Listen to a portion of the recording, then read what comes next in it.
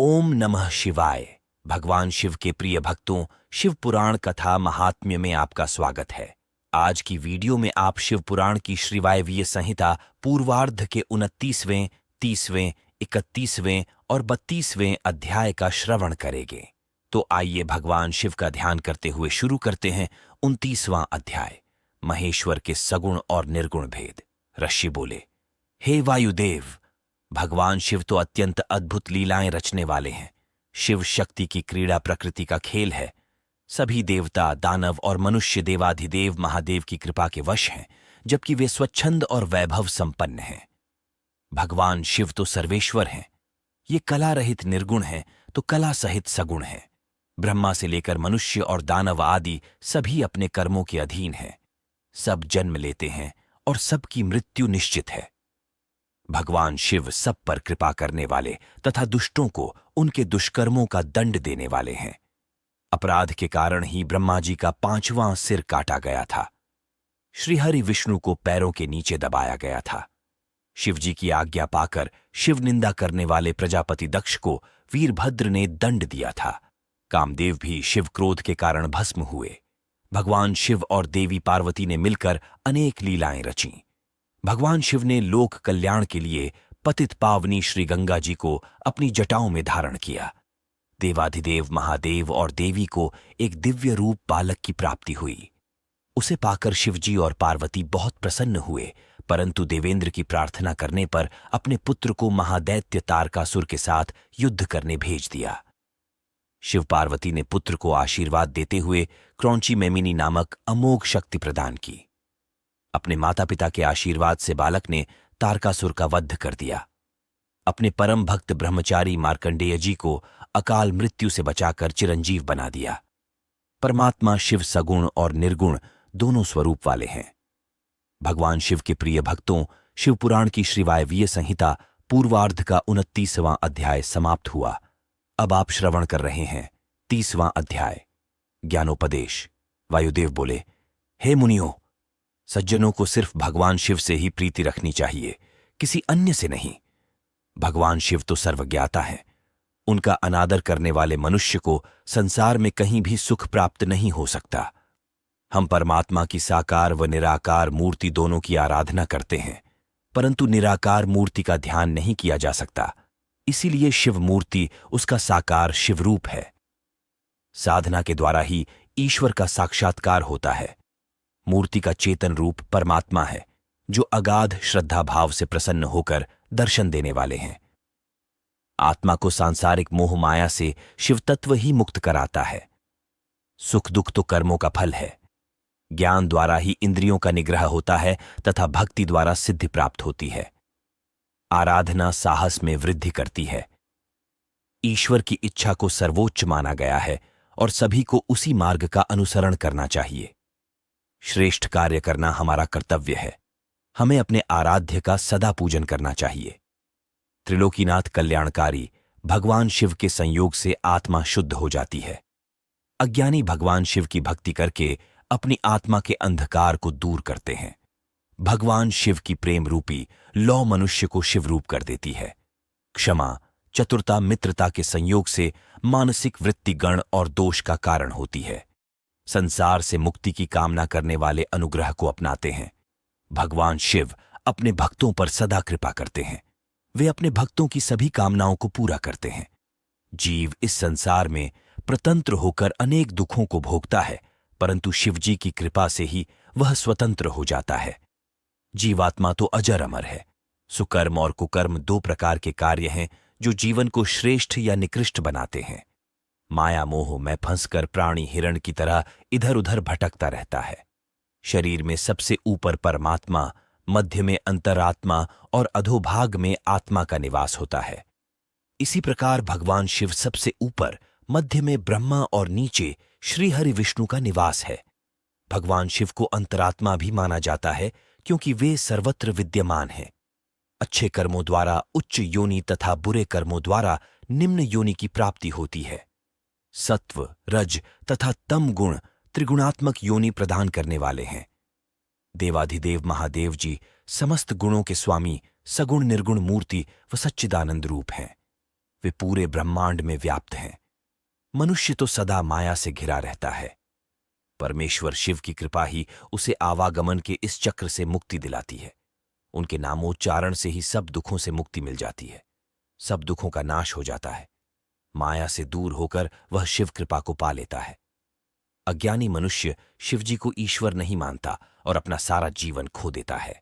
इसीलिए मनुष्य को सदा त्रिलोकीनाथ शिवजी की भक्ति में डूबे रहना चाहिए।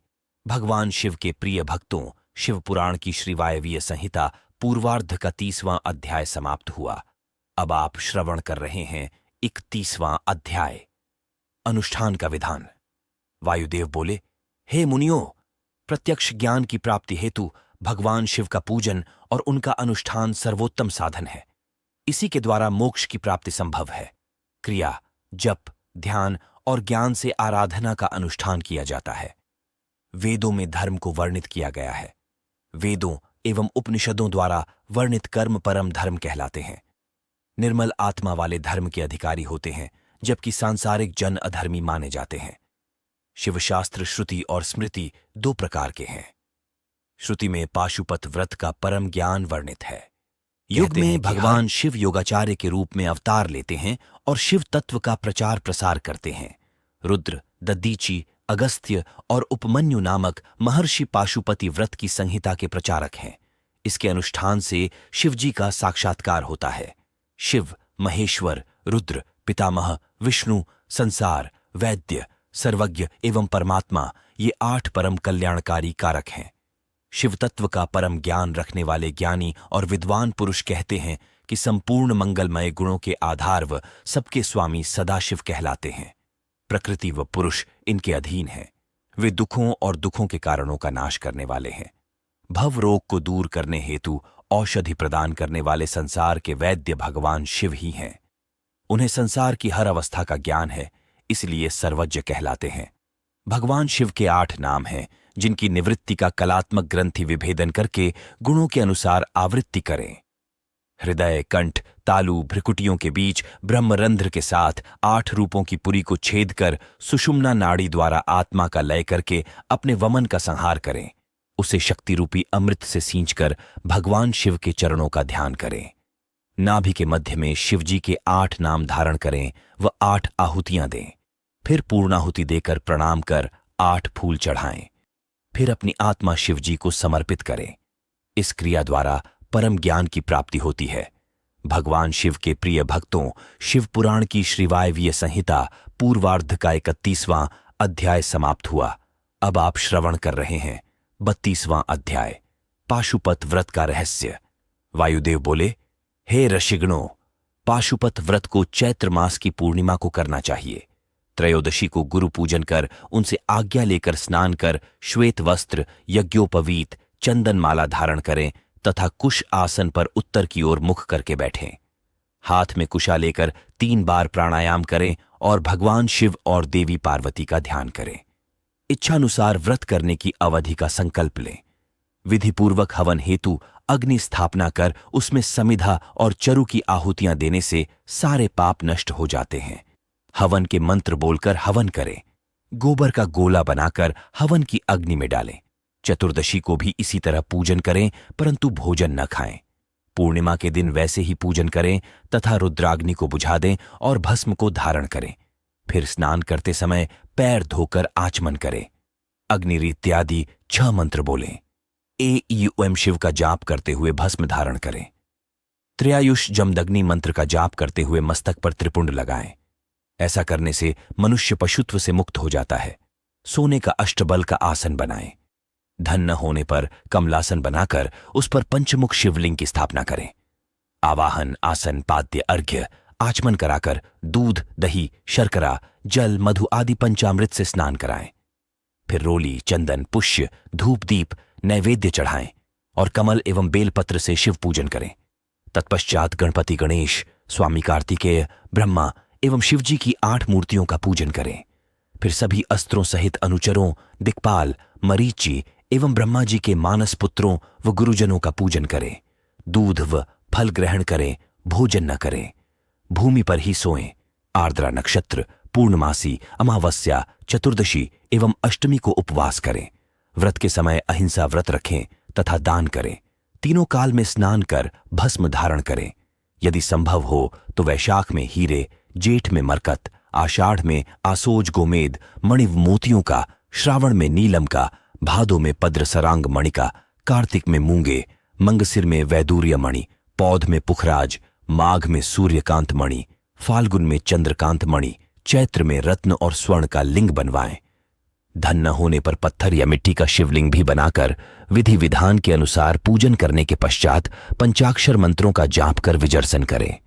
भगवान शिव के प्रिय भक्तों, शिव पुराण की श्री वायवीय संहिता पूर्वार्ध का 32वां अध्याय समाप्त हुआ। अगले भाग में आप श्री वायवीय संहिता पूर्वार्ध के 33वें अध्याय का श्रवण करेंगे। अगर आपने इससे पहले के अध्याय श्रवण नहीं किए हैं तो आप धर्म भाव चैनल पर जाकर संपूर्ण शिव पुराण का श्रवण कर सकते हैं। वीडियो पसंद आई हो तो वीडियो लाइक जरूर करें, और अगर आपने चैनल को सब्सक्राइब नहीं किया हो तो चैनल को सब्सक्राइब कर बेल आइकन दबाना ना भूलें, ताकि आने वाली वीडियो सबसे पहले आपको मिल सके। हर हर महादेव।